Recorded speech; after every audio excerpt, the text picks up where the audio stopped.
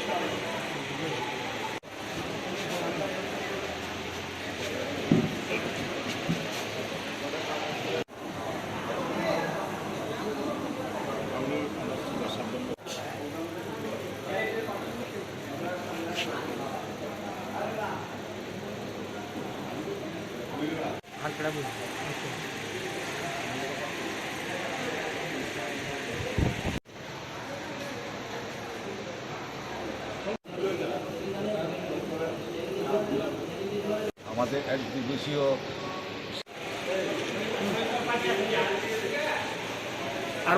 আমাদের যে আজকে এক দিবসীয় সাংবাদিক বৈঠক যে আপনারা যে আসছেন আমাদের ডাকে সাড়া দিয়ে আপনাদেরকে আমি অসংখ্য ধন্যবাদ জানাই এবং পিএসসিসিএল ওয়ার্কার এমপ্লয়ি সংঘের পক্ষ থেকে পিএসসিএল আপনাদেরকে অসংখ্য ধন্যবাদ জানাই এবং পিএসসিসিএল সংঘ এটা বিএমএসের অ্যাপ্লিকেশন আমাদের এই গভর্নমেন্টের অ্যাপ্লিকেশন আছে।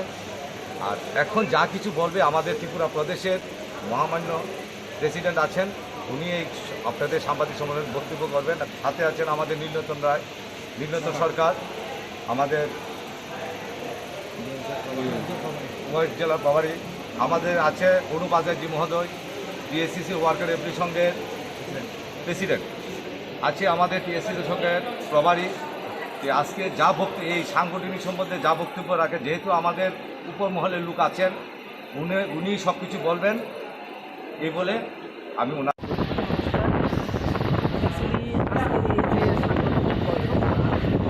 আমাদের বিগত কার্যসমিতির বৈঠকে আমরা সিদ্ধান্ত গ্রহণ করেছি যে জুন এবং এই 2 মাসের মধ্যে ভারতীয় মজদুর সঙ্গে অ্যাফিলিয়েটেড যতগুলি ইউনিয়ন আছে ওই ইউনিয়নগুলির কার্যসমিতি মতলব তার মানে সাংগঠনিক এক দিবসের সাংগঠনিক বৈঠক করা।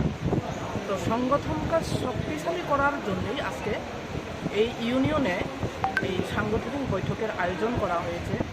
এরকম করে প্রতিটা ইউনিয়নের কার্যকর্তা নির্মাণ এবং সংগঠনকে মসৃণ করে গড়ে তোলার লক্ষ্যে সমস্ত ইউনিয়নে আমরা জুন এবং জুলাই মাসের মধ্যে এই এক দিবসীয় কার্যক্রম আমরা করার একটা সিদ্ধান্ত আছে। তারপর এই ইউনিয়নগুলি আমাদের অভ্যাসবর্গ করা হবে। আগামী দিন অনেকগুলি কার্যক্রম আমাদের আছে। জেলাগুলি আমাদের জুন এবং জুলাই এই 2 মাসের মধ্যে আমাদের ত্রিপুরা জেলা আছে, জেলা কমিটি নতুনভাবে আমাদের গঠন করা, ইউনিয়নগুলি নতুনভাবে গঠন করা এবং সংগঠনটাকে মজবুত করে দেলে সাজানো, এটা আমাদের সিদ্ধান্ত গৃহীত হয়েছে। এই অনুসারে আজকে আমরা এখানে সবাই এক দিবসীয় সাংগঠনিক বৈঠকে প্রতিটা জেলার মহকুমার কার্যকর্তারা এখানে উপস্থিত আছেন। আমাদের এখানে সাংগঠনিক বিষয়গুলি নিয়ে আলোচনা হবে এবং এখানে আমাদের ওয়ার্কার্সদের বিভিন্ন অসুবিধা, বিগত দিনে যেভাবে আমাদের ওয়ার্কার্সরা তার দৈনন্দিন যতগুলি সমস্যা ক্রিয়েট হচ্ছে, এই সমস্যাগুলি কীভাবে নিরসন করা যায়, এটাও আমাদের কার্যকর্তাদের সাথে, আমাদের ওয়ার্কার্সদের সাথে আমাদের আলাপ আলোচনা হবে এবং আগামী দিনের ইউনিয়নগুলোতে কীভাবে শক্তিশালী করা যায় এবং যে জায়গাতে ঘাটতি আছে ওই ঘাটতিটাকে কীভাবে পূরণ করা যায়, সুন্দরভাবে সবাইকে নিয়ে কীভাবে সংগঠনটাকে তেলে সাজানো যায়, সেই দিকটাই আমরা আজকে এখানে আলোচনায় আমরা সবাই। ম্যাডাম, আপনার নাম? আমার নাম দেবশ্রী কলই, ভারতীয় মজদুর সংঘ ত্রিপুরা প্রদেশের সভানেত্রী।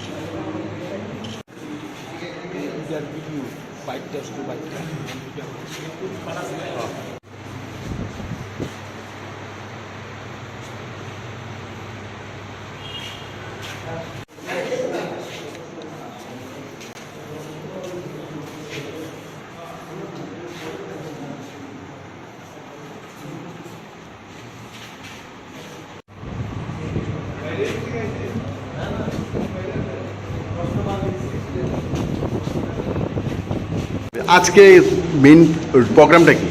আজকের প্রোগ্রামটা বৈদিক ব্রাহ্মণ সমাজ কর্তৃক পরিচালিত ব্রাহ্মণ্য কর্মের দ্বিতীয় পরীক্ষা। তো এই পরীক্ষাটা হচ্ছে এই জন্যে যে ব্রাহ্মণ্য কর্ম মানে ব্রাহ্মণরা পূজা অর্চনা করেন, এই পূজা অর্চনা সঠিকভাবে যাতে করা হয়, কারণ পূজা অর্চনার উদ্দেশ্য হচ্ছে যার বাড়িতে পূজা হয় তার মঙ্গলের জন্য করা হয় এবং যে পূজা হয় সেই পূজার মন্ত্র থেকে যার বাড়িতে পূজা হচ্ছে তাকে বোঝানো দরকার যে এই পূজা করলে এই ফল হবে, মন্ত্রগুলোর অর্থই। এই জন্যে যাতে দক্ষতা অর্জন করতে পারেন ব্রাহ্মণরা, তাদের জন্য এই প্রশিক্ষণ ব্যবস্থা। প্রশিক্ষণের পরে এইবার একটা দ্বিতীয় পরীক্ষা চলছে। তো এই পরীক্ষার ফলে বোঝা যাবে কারা কতখানি অভিজ্ঞতা লাভ করেছেন, জ্ঞান অর্জন করেছেন পৌরোহিত্য করবে। তো এইভাবে সমাজটাকে দেবদেবতাদের প্রতি ভক্তি রাখা এবং পূজা অর্চনার মাহাত্ম্য বুঝে পূজা করা, এটি আমাদের উদ্দেশ্য। ব্রাহ্মণ সমাজের চেয়ারম্যান শ্রী কল্যাণনারায়ণ ভট্টাচার্য বর্তমান লোকায়ুক্ত, আর আমাদের প্রেসিডেন্ট ছিল তখন, প্রেসিডেন্ট এক্ষুনি বাড়িতে গেছেন অসুস্থ, আর আমি হচ্ছে এই প্রশিক্ষণের অধ্যক্ষ আর কি। প্রশিক্ষণটা মোটামুটি আমি চালাই। আমার নাম হচ্ছে ভাস্কর চক্রবর্তী, পণ্ডিত ভাস্কর চক্রবর্তী। আমার মাস্টাররা নিয়ে আমি প্রতিষ্ঠানটা চালাই। আমাদের এই প্রতিষ্ঠানটা পুরোটা বিনামূল্যে চলে, এটাতে পড়তে গেলে কারোর কোনো পয়সা দিতে হয় না, শুধু জাস্ট আমাদের ব্রাহ্মণ সমাজে একটা তার এন্ট্রি নিতে হয়, এটি একটা ফিস আছে লামসা। আর নাহলে এই পরীক্ষা পড়তে গেলে এখানে কোনো পয়সা লাগে না। আমাদের এই যে পরীক্ষাটা হয়, বিভিন্ন টুল ছিল আগে যে টুল ছিল সেই টুলগুলির মাধ্যমে শিক্ষা অর্জন করত, মানে ওই যে ধর্মীয় শিক্ষা অর্জন করতো আর কি হিন্দুদের, পূজা বলে, পূজা অর্চনা করে। এখন কালক্রমে আমি যখন পণ্ডিত হয়ে বেরোলাম তখন দেখলাম যে টুলগুলি নেই, যেমন মানে বাজার যে যেমন খুশি আমরা চলছে। এইটার একটা শৃঙ্খলা আনার জন্য আমি 2014 থেকে এই প্রচেষ্টা চালিয়ে যাচ্ছি। এখন প্রতি বছর আমরা আমাদের স্কুল আছে, আমরা আগরতলাতে আছে, সালামা আছে, বাইপুরা আছে, শান্তির বাজার আছে, সুনামুড়া আছে, উদয়পুর আছে, বিভিন্ন জায়গাতে আমি স্কুল খুলে দিয়েছি। সেই স্কুলগুলিতে আমাদের মাস্টাররা গিয়ে পড়াশোনা করায় ছাত্র সম্বন্ধে, হ্যাঁ, ওইভাবে হয় এরকম। এবং প্রতি বছর আমরা এটার উপরে একটা পরীক্ষা নিয়ে যারা কৃতকার্য হয় তাদের আমাদের এখান থেকে মার্কশিট সার্টিফিকেট দেওয়া হয়। যে আমাদের প্রথম ব্যাচের যে আমরা কোর্সটা করেছি 3 বছর, বঙ্গীয় সংস্কৃত শিক্ষা পরিষদের অনুকরণে 3 বছর করেছি। প্রথমে আদ্য, মধ্য, এরপরে উপাধি। আমাদের উপাধিটার আমরা নাম দিয়েছি নিপুণ, পৌরোহিত্য নিপুণ। হ্যাঁ, আমাদের প্রথম ব্যাচে 5 জন পুরোহিত নিপুণের পণ্ডিত অর্জন করেছেন। এর মধ্যে এখানে আছে 2 জন 3 জন আছে, কিশোর গোবিন্দ গই, কিশোর ভট্টাচার্য, গোবিন্দ ভট্টাচার্য, হ্যাঁ, কিশোর চক্রবর্তী, গোবিন্দ ভট্টাচার্য, দেবব্রত চক্রবর্তী, সুবীর চক্রবর্তী আর দিলীপ গোস্বামী। তারা 5 জন প্রথম ব্যাচে পাণ্ডিত্য অর্জন করেছে। এবং 2 জন 3 জন হচ্ছে আগরতলা, দেবব্রত এবং সুবীর হচ্ছে আপনার উদয়পুরে, আর প্রথম তারা হচ্ছে আগরতলা। এই নিয়ে আমরা চলছি এখন এই পর্যন্ত। আজকে এটার আরেকটা পরীক্ষা হচ্ছে, আবার আগামী রোববার আরেকটা হবে। পুরোহিতের মধ্যে আমাদের প্রথমা এবং দ্বিতীয়া 2টা করে subject, first paper, second paper. আর নিপুণ উপাধি পরীক্ষা যেটা, এটার হচ্ছে 4টে সাবজেক্ট, 4টে সাবজেক্টের উপর পরীক্ষা হয়। এই জন্য হচ্ছে আমাদের মাস্টারমশাই উনি আছেন, ওরাও এখন পড়ায়, ওরা আমাদের মাস্টারমশাইয়ের কাজ করে। ঠিক এইভাবে আমরা এগিয়ে যাচ্ছি। আর আমাদের একটা আবেদন ছিল সরকারের কাছে, আমাদের স্কুলগুলোটা খুবই একটা ভাড়া বাড়িতে নিয়েছি, এবং সরকারের তরফ থেকে যদি আমাদের একটা পড়ানোর জন্য স্কুলগুলো টোলের মতো যদি একটা ব্যবস্থা করে, তাহলে আমরা উপকৃত হয়ে আর এটা আপনারা একটা সরকারের বাহাদুরকে একটু বলবেন যে না, আমাদের বৈদিক ব্রাহ্মণ সমাজের জন্য একটা জায়গা অ্যালট করে দেয়, যাতে আমরা একটা স্কুল বানাতে পারি। আর দূর দূরান্ত থেকে ব্রাহ্মণরা আসলে তারা থাকার খুবই অসুবিধা, সবাই তো সবখানে খাওয়া দাওয়া করতে পারে না। এই জন্য যদি হয় তাহলে আমাদের একটা উপকৃত হয় আর ঠিক আছে।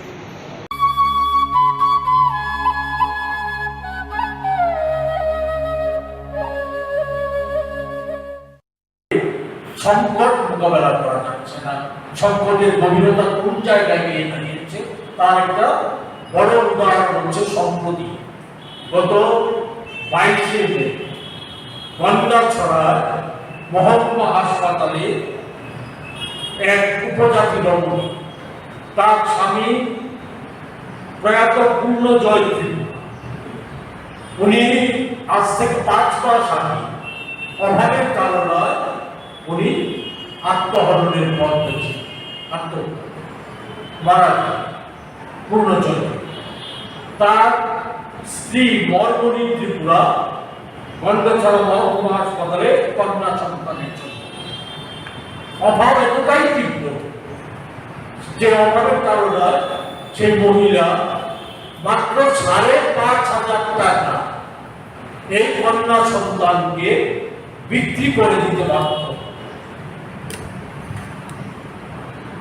অবস্থা কোন জায়গায়? এটা একমাত্র ঘটনা নয়, সন্তান বিক্রির এটা একমাত্র ঘটনা নয়, গোটা রাজ্য ছেড়ে গেছে অভাবের কারণে সন্তান বিক্রি নানা ধরনের ঘটনা। সে জায়গায় এই মহিলা জন্ম, মহিলার বাড়ি হচ্ছে উত্তর গন্ডাছড়া এডিসি ভিলেজের তারাভন কলোনি এলাকা। সেই মহিলা আমরা লক্ষ্য করেছি যে বিদ্যুতের অসহনীয় জন্য প্রচন্ড তাপমাত্রার মধ্যে যখন তখন বিদ্যুৎ পরিবাহী তার সেখানে গত কিছুদিন আগে সম্ভ্রমে পূর্ণেন্দু সেখানে ছেঁড়া তারে লেগে বাড়ি যাওয়ার পথে ছেঁড়া তারে রাস্তায় পড়ে থাকা ছেঁড়া তারে লেগে বিদ্যুতের তারে লেগে তার মৃত্যু। সেখানে বলা হচ্ছে যে দায়ী হচ্ছে ফিটকো। ফিটকো একটা বেসরকারি সংস্থা, বিদ্যুৎ নিগম এটা তো একটা লাভজনক সংস্থা ছিল, লাভের জন্য সেই লাভজনক সংস্থাকে আজকে বটন তুলে দেওয়া হয়েছে। লাভজনক সংস্থা আজকে দেনার দায়ে ডুবে গেছে, শত শত কোটি টাকা দেয় দেনার দায়ে ডুবে গেছে। তার দায় বা জনসাধারণের উপর হচ্ছে বিদ্যুতের মাত্র বৃদ্ধি করে একাধিকবার বিদ্যুতের মাত্র বৃদ্ধি করা হচ্ছে এই সময়ের মধ্যে। যেটা লাভজনক সংস্থা ছিল সেটাকে সেখানে বেসরকারি সংস্থাকে ডেকে আনা হচ্ছে। এই বিদ্যুৎকে কারা এনেছে? তাদেরকে দায়ী করলে চলবে? দায়ী রাজ্য সরকার। অভাবের কারণে সন্তান বিক্রি করে দেওয়ার জন্য যেমন দায়ী রাজ্য সরকার, বিদ্যুতের বেহাল দশার জন্য এই ছেঁড়া তারে লেগে পূর্ণেন্দুর মৃত্যুর জন্য সম্পূর্ণভাবে দায়ী হচ্ছে রাজ্য সরকার। আমরা লক্ষ্য করছি এই রাজ্যে দ্রব্যমূল্য আজকে আকাশ ছোঁয়া। ডাল, তেল, এই সমস্ত সামগ্রী, নিত্য প্রয়োজনীয় পণ্য সামগ্রীর দাম যেমন আকাশ ছোঁয়া, অন্যদিক থেকে আমরা দেখছি শাক, সবজি, ফল, তরকারি, তার দামও আজকে আকাশ ছোঁয়া। আলু, পেঁয়াজ 35 টাকা 40 টাকা কেজি দর কোথায় নিয়ে পড়েছে? খাদ্য দপ্তর কিছুদিন পর পর পত্রিকায় বিজ্ঞাপন দেয় খাদ্যমন্ত্রী, বিদ্যুৎ মন্ত্রী যেমন বেফাস কথাবার্তা বলার জন্য খ্যাতি অর্জন করেছে, খাদ্যমন্ত্রী উনি পত্রিকায় বিজ্ঞাপন দেওয়ার জন্য, ছবি ছাপানোর জন্য উনি আজকে বিখ্যাত হয়েছে, খ্যাতি অর্জন করেছে। উনি বড় বড় বিজ্ঞপ্তি দিন, অথচ বাজারকে নিয়ন্ত্রণ করতে পারছে। কালোবাজারি মুনাফা পর্যন্তরা তারা খেয়াল পুঁজিগত বাজারকে নিয়ন্ত্রণ করছে, মানুষের নাবিশ্বাস হয়ে যাচ্ছে। এই জায়গায় ত্রিপলিঙ্গীদের সরকার চলছে, কিন্তু সমাজের সর্বক্ষেত্রে বলা যায় দুর্যোগ একেবারে দিনের পর দিন ঘনীভূত হচ্ছে।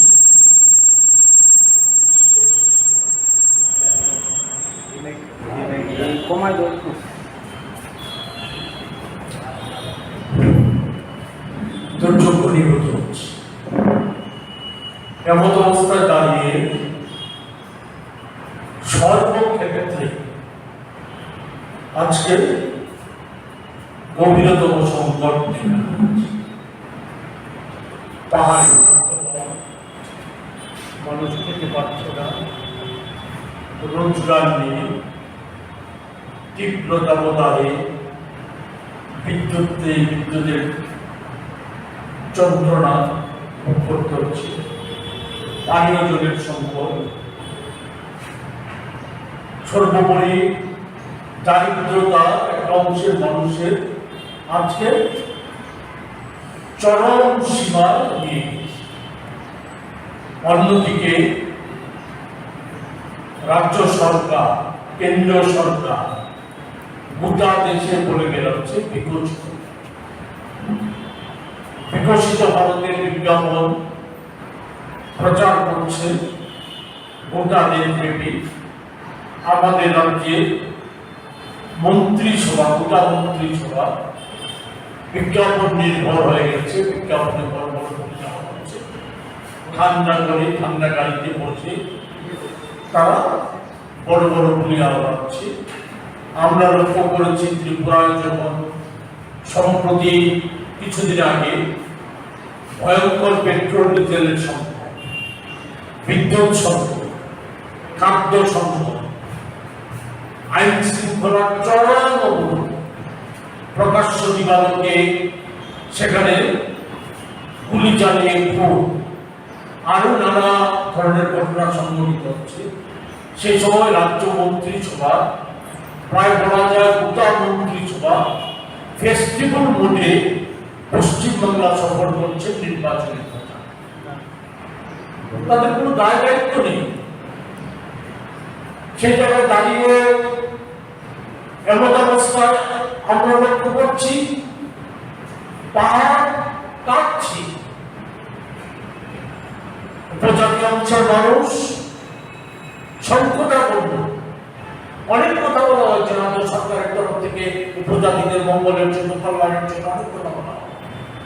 সর্বোপরি এডিসিতে যারা ক্ষমতায় আছে, যারা আজকে রাজ্য সরকারের রিপোর্ট নিয়ে সে তীব্রমাত্রা উপজাতি জনদের কথা বলে তারাও নির্বিকার উপজাতি মহল্লায় নিয়ে ঘুমিয়েছে। সেই সম্পর্কে প্রশ্নে আমরা লক্ষ্য করছি আমাদের প্রদেশ নেতৃত্ব, বিশেষত আমাদের সভাপতি, রাজ্য সভাপতি, এসটি, এসসি, ওবিসি, এই যে সংগঠনগুলি আমাদের, সেই সংগঠনগুলো রাজ্য সভাপতিরা তারা বিস্তীর্ণ অঞ্চল সেখানে তারা সফর করে বেড়াচ্ছে। রাজ্য মন্ত্রিসভার সদস্যরা যখন পশ্চিমবাংলার দেশগুলোর মধ্যে, তখন তারা উপজাতি মহল্লায় মহল্লায় যাচ্ছে, সেখানে জনসাধারণের সাথে মিলিত হচ্ছে। উপজাতি সহ অন্যান্য সংখ্যালঘু সম্প্রদায়ের মানুষ, বিভিন্ন সম্প্রদায়ের মানুষ তাদের অবস্থার খোঁজখবর দিচ্ছে, তাদেরকে পরামর্শ দিচ্ছে কিভাবে এই প্রতিকূল অবস্থাকে কাটিয়ে ওঠা যায়, তার জন্য পরামর্শ দিচ্ছে, এই পদক্ষেপ নিয়ে নিচ্ছে। দাঁড়িয়ে আমরা যেন মনে করছি যে না, আমাদের ট্রিপল ইঞ্জিনের দরকার নেই। আজকে একটা ইঞ্জিন, প্রথম ইঞ্জিন, এক নম্বর ইঞ্জিনকে দেশ থেকে তাড়ানোর জন্য, সরকার থেকে তাড়ানোর জন্য ভারতবর্ষের মানুষ নির্বাচক মন্ডলী সংকল্পবদ্ধ হয়ে নিয়েছে। সংকল্পবদ্ধ হয়ে আজকে ওই 6 দফায় নির্বাচন সংগঠিত হয়ে গেছে। 6 দফার নির্বাচনে নির্বাচন মন্ডলী অংশগ্রহণ করেছে। 7ম দফা আগামী 1 জুন 4 তারিখ জানানো হয়েছিল। যে 4 তারিখ আমরা নিশ্চিত যে প্রথম ইঞ্জিন কেন্দ্রীয় সরকার, যারা সবচাইতে বড় ঠকবাজ, সেই সরকারটা আর থাকছে না, দেশের মানুষ সেটাকে বিতাড়িত। আমাদের এখানে যে 2 ইঞ্জিন, রাজ্য সরকার এবং এডিসি প্রশাসন, তাছাড়া অন্যান্য যে সমস্ত সাংবিধানিক সংস্থাগুলি, এগুলি আর কোন প্রয়োজন আছে বলে মনে হয়।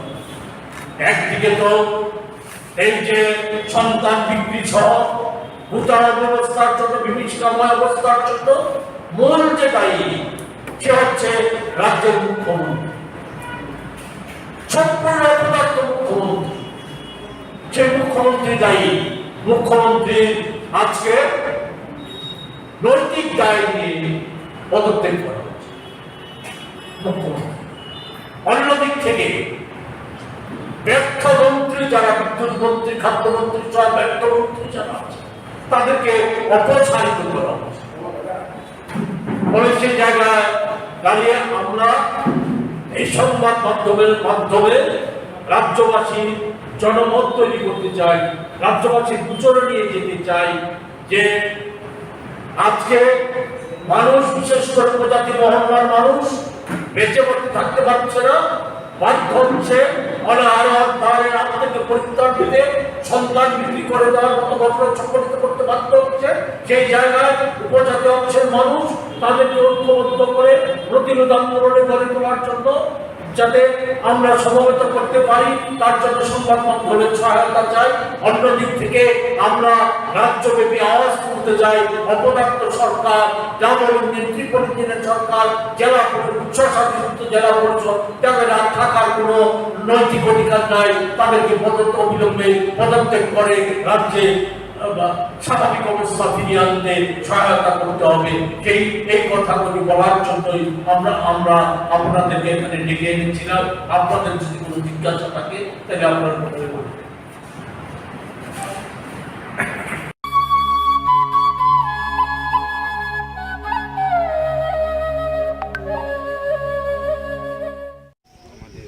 আগামী দিন আপনারা সবাই টেনিস অ্যাসোসিয়েশন সঙ্গে থাকবেন এবং কোচ যারা পরিচালনা করেছেন, চিন্ময় দেব বর্মা, অভিনাশ সাহা এবং ট্রেনার সম্পাদক।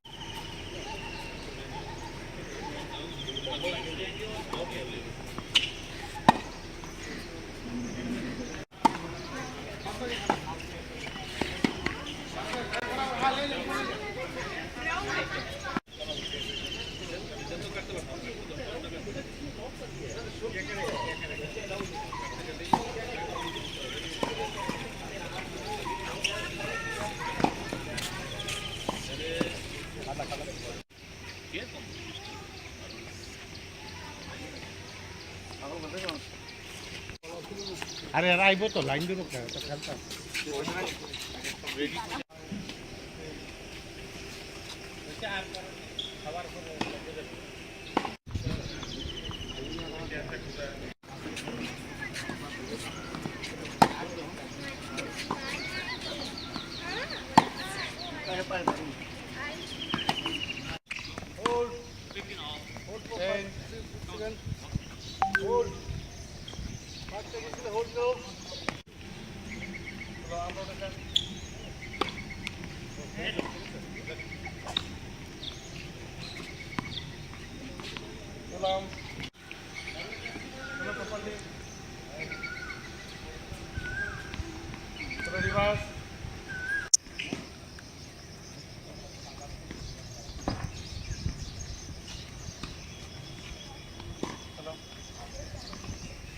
হয়তো শেষ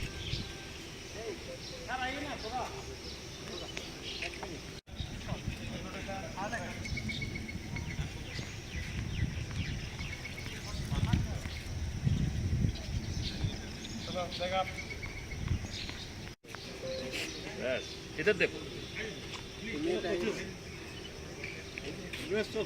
এটিক দেববর্মা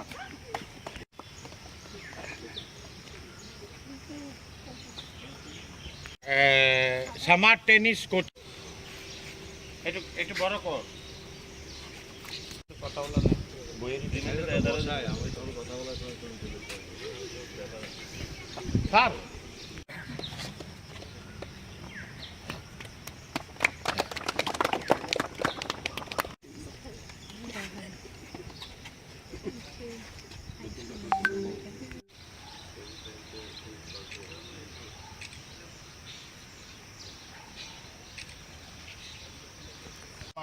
সামনের মাসেই আমাদের সবচেয়ে বড় টুর্নামেন্ট 1K যেটা AIT র্যাঙ্কিং এটা শুরু হবে সামনের মাসে।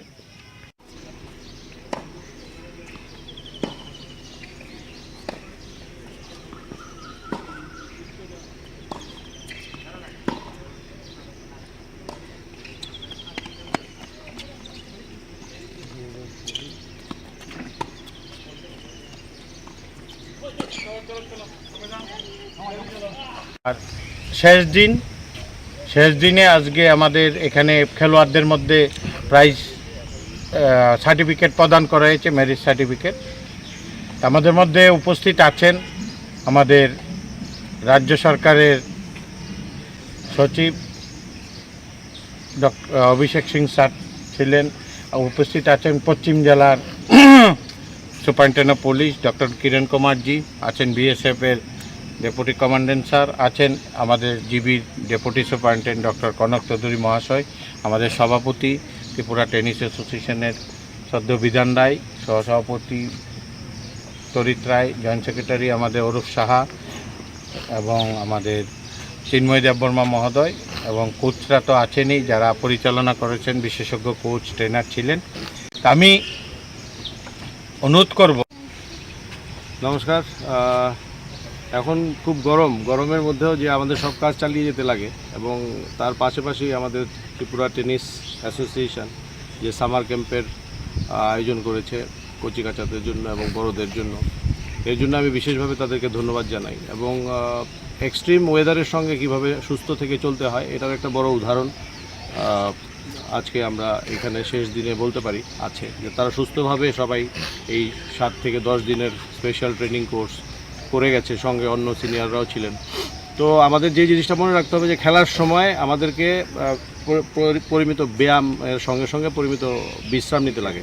ঠিক তেমনিভাবে আমরা আমাদের প্রাত্যহিক জীবনেও যখন পরিশ্রম করব এক নাগারে করব না, করার মধ্যে গ্যাপ নেব, বিশ্রাম নেব এবং শরীর থেকে কী পরিমাণ জল যাচ্ছে ঘামের মাধ্যমে এবং পেচ্ছাপের মাধ্যমে ওই জিনিসটার হিসাবের সঙ্গে সঙ্গে আমাদেরকে জল নিতে হবে। কারণ আমাদের মনে রাখতে হবে আমাদের শরীরে রক্তের পরিমাণ আছে প্রায় 5 লিটার থেকে 6 লিটার, সেই হিসেবে আমাদেরকে জল গ্রহণ করতে লাগে সারাদিনে প্রায় 3 থেকে 3.5 লিটার। যেমন আমি এখন ঘামছি, সকাল থেকে কাজ চলছে, খেলাধুলা চলছে, এখানেও ছিলাম বা বাইরে ছিলাম, সঙ্গে আমাদের স্যাররা যারা আছেন বা খেলোয়াড়রা যারা আছেন, সেই হিসেবে তাদেরকে জল গ্রহণ করতে হবে। এবং ফল, যেমন এই সময় মনে রাখবেন এটাকে মধুমাস বলা হয়, কারণ এখন আমরা আম পাবো, আনারস পাবো, কাঁঠাল পাবো, কলা পাবো, জাম পাবো। তো এই সময়টায় যারা বিশেষভাবে অন্য কোনো রোগে ভুগছেন তাদের কথা আলাদা, যেমন সুগার বা ডায়াবেটিস, সেই সঙ্গে হাইপারটেনশন, তাদেরকে বিশেষ প্রিকশন নিয়ে চলতে লাগে। কিন্তু খেলোয়াড়দের জন্য, কম বয়সীদের জন্য, কর্মক্ষমদের জন্য আমরা জল ফলের দিকে বেশি নজর দিতে হবে এই সময়টাতে, এবং বিশ্রাম পরিমিত যাতে হয়, কাজের ফাঁকে ফাঁকে যাতে বিশ্রাম হয়, এবং বিকালে যাতে ঘুমায় মানুষ। এটা একটা খুব গুরুত্বপূর্ণ বিষয়। আমরা দুপুরবেলা ভাত খেয়ে ঘুম দেই, খেলোয়াড়দের কিছুতেই দুপুরবেলা ঘুমানো উচিত না, এবং অন্যান্য কর্মক্ষম ব্যক্তিদেরও দুপুরে ঘুমানো সঠিক নয়। দুপুরে আপনি একটা ছোট্ট অল্প সময়ের জন্য বিরতি নিতে পারেন, কাজে একটু বিশ্রাম নিতে পারেন, আধা ঘন্টার মতো, 40 মিনিটের মতো, তারপরে আপনাকে আবার কাজ করতে হবে। তো ওই দিকটা নজর রেখে ত্রিপুরা টেনিস অ্যাসোসিয়েশন এই গরমের মধ্যেও সবাইকে নিয়ে যেভাবে অনুষ্ঠানটা করেছেন তাদেরকে আমি বিশেষভাবে ধন্যবাদ জানাই, সেই সঙ্গে আমাদের অন্যান্য যারা আছেন, এবং আশা করব তারা সুস্থভাবে সুন্দরভাবে ভবিষ্যতেও এই ধরনের কর্মকাণ্ড চালিয়ে যাবে। আমাদের ত্রিপুরা টেনিস অ্যাসোসিয়েশনের উদ্যোগে গত 19 তারিখ থেকে আমাদের সামার টেনিস কোচিং কার্নিভাল শুরু হয়েছিল, যেটা ফ্রি টেনিস কোচিং ক্যাম্প ছিল। আমরা ত্রিপুরা টেনিস অ্যাসোসিয়েশন এই প্রথমবারের মতো টেনিস কার্নিভাল করেছি। খুব সাড়া পেয়েছি আমরা। সত্যি কথা কি, এই তপ্ত রৌদ্রের মধ্যেও আমাদের এখানে সকালের সেশন, বিকেলের সেশনে প্রায় 25 থেকে 30 জন নিয়মিত অংশগ্রহণ করেছে। এখানে বিশেষজ্ঞ টেনিস কোচ এবং ট্রেনার সবাই নিয়মিত প্র্যাকটিস করিয়েছেন ওনাদেরকে। আমরা আশা করছি এই ট্রেনিং থেকে, এই যে সামার ট্রেনিং কোচিং ক্যাম্প হয়েছে, ওখান থেকে ভালো প্লেয়ার আগামী দিন আমরা পাবো। এতে রাজ্যের যারা এখন বর্তমানে 1 নম্বর তুইজলাং দেব বর্মা, ওনারাও ছিলেন এই ক্যাম্পে, এবং রাজ্যের বাইরে থেকেও দুজন অংশগ্রহণ করেছে, দুজন প্রতিভাবান টেনিস মহিলা বাচ্চা খেলোয়াড় ছিলেন, ওনারা অংশগ্রহণ করেছেন। আমরা রাজ্য সরকারের সহায়তা নিয়ে এই মালঞ্চ নিবাস স্টেট টেনিস কোচিং সেন্টার শহরের উপকণ্ঠে ত্রিপুরা টেনিস অ্যাসোসিয়েশন কাজ করে যাচ্ছি। আমরা আগামী দিনও এখানে আমাদের অত্যাধুনিক জিমন্যাসিয়াম শুরু হবে সামনের মাস থেকে। পাশাপাশি আমাদের এখানে বিশেষজ্ঞ ডাক্তাররা নিয়মিত বাচ্চাদের পরীক্ষা করেন, নিয়মিত অ্যাডভাইস করেন। আমরা ত্রিপুরার সমস্ত নাগরিককে যারা টেনিস খেলতে আগ্রহী, আমাদের এই শহরের মালঞ্চ নিবাস টেনিস স্টেট কমপ্লেক্সে এসে যোগাযোগ করতে অনুরোধ করছি, এবং আগামী দিন এখান থেকে আরও ভালো খেলোয়াড় বেরোবে এই আশা রাখছি। ধন্যবাদ। টোটাল কতজনকে আজ সার্টিফিকেট প্রদান করা হয়েছে? আজকে আমরা প্রায় 30 জনকে সার্টিফিকেট প্রদান করেছি, যারা ক্যাম্পে অংশগ্রহণ করেছি।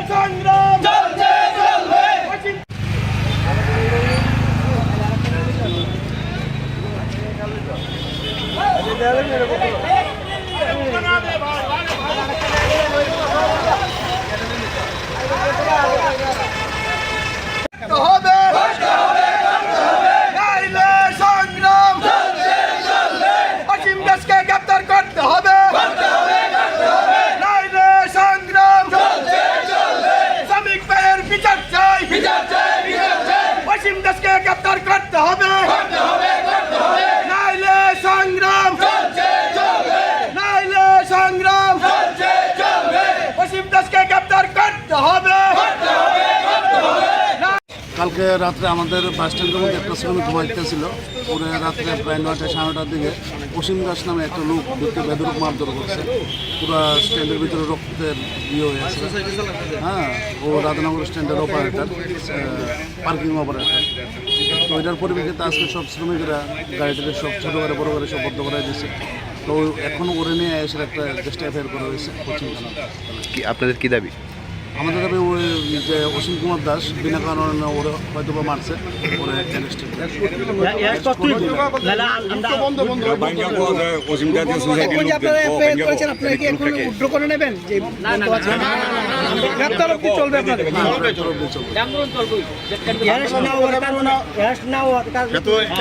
এখানে মানে আর উদ্দেশ্য একটি আমাদের স্ট্যান্ডের একটা বাস শ্রমিক, ও কালকে স্ট্যান্ডে মানে ঘুমিয়েছিল রাত্রেবেলা। ওকে উঠিয়ে মানে সাংঘাতিক মানে ওকে কাপসারিং করা হয় এবং ওর মাথাটা মানে কেটে গেছে এবং আমরা এখন থানাতে এসেছি, একটা ডিডি এন্ট্রি করেছি।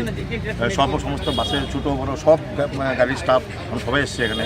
সমস্ত রুট ক্লোজ আজকে, কোনো গাড়ি চলেনি, সকাল থেকে কোনো গাড়ি চলেনি। চলবে একদম যতক্ষণ না আসামি গ্রেপ্তার হবে ততক্ষণ আমরা গাড়ি গাড়ি চলবে না, শ্রমিককে চালাবে না। ওরা পুরো মানে ডিসিশন নিয়ে এটা কোনো আমরা জানি না এটা কিয়ের জন্য ওর ইয়ে করছে। কিন্তু ও যদি কোনো ফল্ট থাকে তবে কিন্তু সেভাবে কিন্তু মারতে পারে না, আইনটাকে নিজে হাতে ওর নিতে পারে না। হ্যাঁ, এটা কোনো হলে আমরা এটা নিজের মধ্যে একটা সলভ করে নিতাম, কিন্তু ওভাবে মারতে পারে না। একটা ঘুমন্ত অবস্থা একটা শ্রমিক সারাদিন গাড়ি চালিয়ে সে ঘুমিয়েছে পরিশ্রান্ত হয়ে, ওকে উঠিয়ে ব্রিটিশ আমলে মানে এরকম হয় না। যে ধরনের কালকে ও যদি এরপরও গ্রেপ্তার না হয় তাহলে একদম গ্রেপ্তার করতে হবে। গ্রেপ্তার না করে রোড বন্ধ থাকবে। সমস্ত শ্রমিকরা বাইরা ওইটাই তারা ডিসিশন নিয়ে নিয়েছে।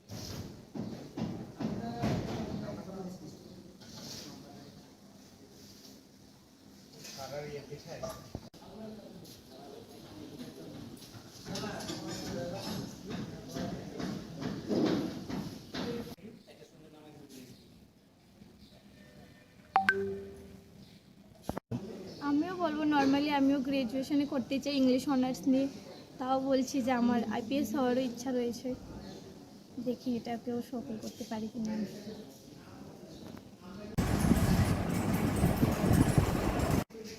আমার ফিজিক্স বিষয়টা খুব ভালো লাগে, তো এটা অনার্স করার আমার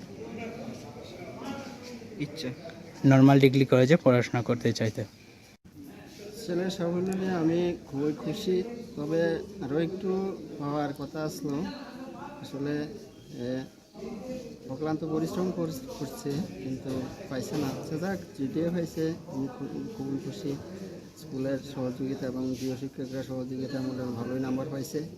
তো আমি চাই সামনে আরও ভালোভাবে লেখাপড়া করুক দিয়ে আশা করি।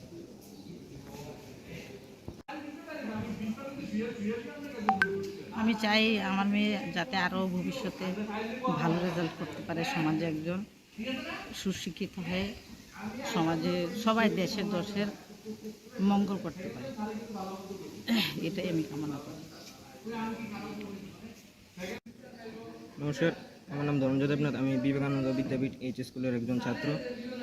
আমি প্রথমে বলতে চাই আমার এই রেজাল্টের পেছনে আমার মা বাবার অশেষ অবদান রয়েছে, সঙ্গে আমার গৃহ শিক্ষক, স্কুল শিক্ষক সবাই খুব সহযোগিতা করেছে। তাদের এই অক্লান্ত সহযোগিতায় আমার এই রেজাল্ট হয়েছে। আচ্ছা, তোমার কতজন গৃহশিক্ষক ছিল? আমার 6 জন গৃহশিক্ষক ছিল। এবং তুমি কত নাম্বার পেয়েছো? আমি 472 নাম্বার পেয়ে 9ম স্থান অধিকার করেছি। আমি নাসরিন আক্তার, এই বিবেকানন্দ বিদ্যাপীঠের একজন ছাত্রী এবং আমি ক্লাস 6 থেকে এই স্কুলে পড়ে আসছি। আমার মা বাবা এই সাফল্যের পিছু অবশ্যই রয়েছে। মা বাবা প্রথমেই বলবো আমি, ওনারা অনেক সাহায্য করেছেন আমাকে, আর স্কুল টিচাররা এমনকি গৃহশিক্ষকরা অনেক সাপোর্ট করেছেন আমাকে, প্রচুর পরিমাণে সাপোর্ট করেছেন। আর যাদের বলে হচ্ছে আমার রিলেটিভসরা অনেক সাপোর্ট করেছেন, আমার দাদা, আমার বোন, তারপর আমার ফ্রেন্ডসরা, তারা তো ভীষণভাবে আমাকে প্রশংসিত করেছেন। আগে থেকেই বলতো যে তুই কিছু একটা করতে পারবি। প্রচণ্ড থ্যাংক ইউ বলবো ওদেরকে, অনেক অনেক থ্যাংক ইউ। আর বলবো যে ছোটো ভাই বোনদের বলবো যে তোমরা অনেকটা টেক্সট বইটা ফলো করো, এত টিউশনের পিছে দৌড়িও না, তোমরা টেক্সট বইটা শুধু ফলো করো। কত নাম্বার পেয়ে তুমি 8ম স্থান? 473 পেয়েছি আমি। আচ্ছা, বিবেকানন্দ বিদ্যাপীঠ এবছরে মেধা তালিকায় তাদের নাম রয়েছে এবং 2 জন স্টুডেন্ট আপনাদের এবছর প্রথম 10-এর তালিকায় স্থান পেয়েছে। যদিও বোর্ডের পক্ষ থেকে কিন্তু এখনো পর্যন্ত ডিরেক্টলি কোনো তথ্য দেওয়া হয়নি। কিসের পরিপ্রেক্ষিতে আপনারা দাবি করছেন যে আপনাদের স্কুল থেকেও 2 জন মেধা তালিকায় নাম রয়েছে? আমাদের ত্রিপুরা মধ্যশিক্ষা পর্ষদ যেই বছর থেকেই সিবিএসসি প্যাটার্ন পরীক্ষা শুরু করেছে, সেই বছর থেকে মেধা তালিকা সরকারিভাবে ঘোষণা বন্ধ করে দিয়েছে। তারপরেও প্রভিশনালি একটা মেধা তালিকা টপ 10 সেখানে রাখে। তো এর মধ্যে এবারও সেই রকম সরকারিভাবে এরকম ঘোষণা করেনি বোর্ড, তারপরেও মধ্যশিক্ষা পর্ষদ তাদের একটা প্রাথমিক একটা মেধা তালিকা তারা প্রকাশ করেছে। এর মধ্যে আমাদের বিবেকানন্দ বিদ্যাপীঠের উচ্চ মাধ্যমিকের পরীক্ষায় কলা বিভাগের নাসরিন আক্তার 473 নম্বর পেয়েছে এবং বিজ্ঞান বিভাগে ধনঞ্জয় দেবনাথ সে পেয়েছে 472 নম্বর। তো দুজনের নাসরিন আক্তারের তারা একই নম্বর পেয়েছে, 8ম পজিশনে আছে, তারা 4 জন, আর ধনঞ্জয় তার পজিশন হলো 9ম। তো মেধা তালিকা দেখা গেছে যেটা যে সর্বোচ্চ নম্বর 484 এবং মেধা তালিকার সর্বনিম্ন নম্বর 471। এই 2 নম্বরের মাঝখানেই কিন্তু আমাদের 2 জন বিদ্যাপীঠের 2 জন কৃতি ছাত্র এবং ছাত্রী রয়েছে। তো আমরা এটা বোর্ড যেহেতু সেটা দাবি করে না বা সরকারিভাবে প্রকাশ করেও নি, আমরাও সেরকম দাবি না করলেও তার যে তালিকার যে নিরিখে কিন্তু আমরা বলতেই পারি যে বিবেকানন্দ বিদ্যাপীঠে আমাদের যে প্রথম 10 জনের যে তালিকা উচ্চ মাধ্যমিকের, সেই তালিকায় 20 জন আছে, এর মধ্যে আমাদের 2 জন বিদ্যাপীঠের 2 জন সেই নম্বরের মধ্যে রয়েছে। তো সেটা প্রভিশনালি তাদের এই বিষয়, আমরা সেই সূত্র ধরেই কিন্তু আমরা বলতে পারি যে মেধা তালিকায় আমাদের বিদ্যাপীঠেরও 2 জন রয়েছে। উচ্চ মাধ্যমিকে সেরকম মাধ্যমিকে সেরকম না থাকলেও সেই তালিকায় শুধুমাত্র 3 নম্বরের জন্য আমাদের নবারুণ সাহা সে পেয়েছে 478 নম্বর, যেখানে মাধ্যমিকের সর্বোচ্চ নম্বর ছিল পেয়েছে এবার 495 নম্বর, আর মেধা তালিকায় সেখানে সর্বনিম্ন নম্বর ছিল 482। সেই জায়গা আমাদের বিদ্যাপীঠের আছে 478 জন, মাত্র এই 3-4 নম্বরের জন্যই, 3 নম্বরের জন্য কিন্তু আমাদের মাধ্যমিক আমাদের স্কুল থেকেও সেই তালিকায় স্থান নিতে পারেনি। কিন্তু উচ্চ মাধ্যমিকে আমরা বলতেই পারি সেখানে 2 জন স্থান করে নিয়েছে প্রথম 10 জনের মধ্যে। ঠিক আছে, থ্যাংক ইউ।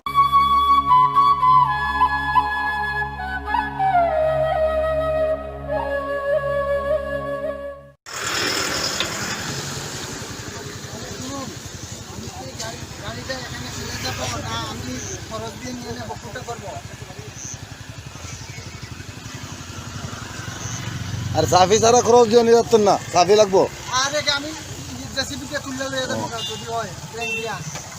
তুলে কত কম?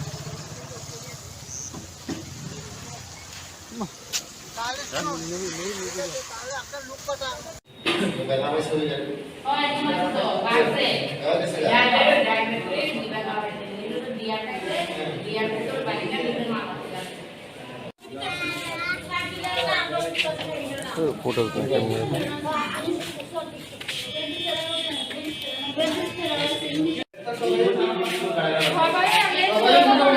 সবাই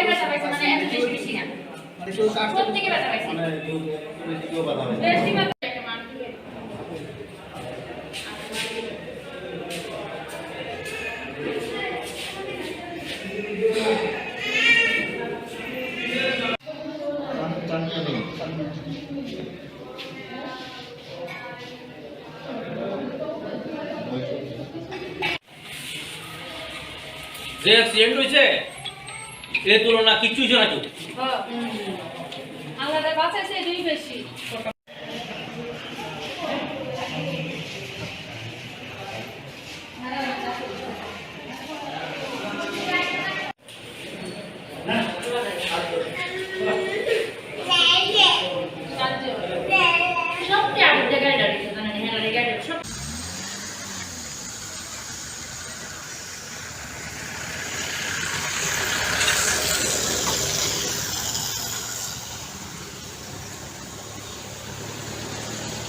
তারপরে অস্তে দিলে আমরা গাড়ি চালাই আইতাছি, আমরা সাইডে আমরা ছিলাম, হ্যাঁ মদ খাইয়া ওভার লুট গাড়ির ভিতরে মদের বোতল, হ্যাঁ রং সাইডে আই আমরা বাড়িটা দিয়ে ড্রেনের ভিতরে ফালাইছে, আমার বাচ্চা মাথাটা ব্যথা আছে, আমার বাচ্চাটা ড্রেনের ভিতরে ফালাইছে, হ্যাঁ মদ খাইয়া নিজে মদমত্ত অবস্থা কে ছিল?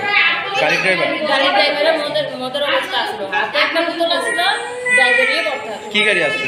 আল্টো। আপনারা কই থেকে আইতাছেন? আমরা তেলিয়ামুড়া আইতাছেন? হ্যাঁ তেলিয়ামুড়া আইতাছি উদয়পুর থেকে, আমার বাসার বাড়ি থেকে। কতজন আসছেন না আপনারা গাড়িতে? আমরা গাড়িতে 6জন আসছি।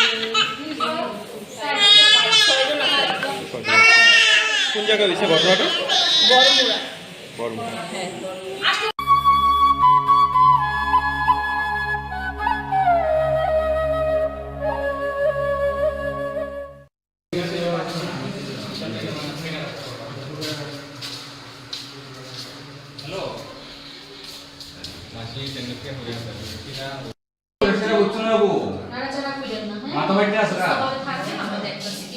আমি ওখানে হাসপাতালে এসেছিলাম, আমরা হাসপাতালে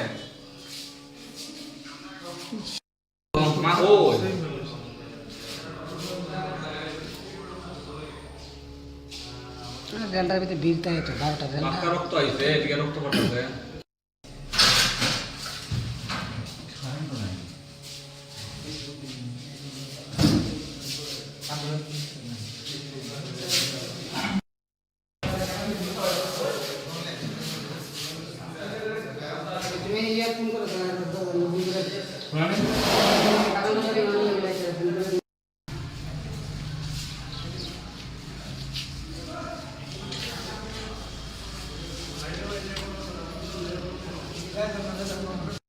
উত্তর দিছে না, দিছে যাইছে এটা ভর্তি পাইছে কোথায় আছে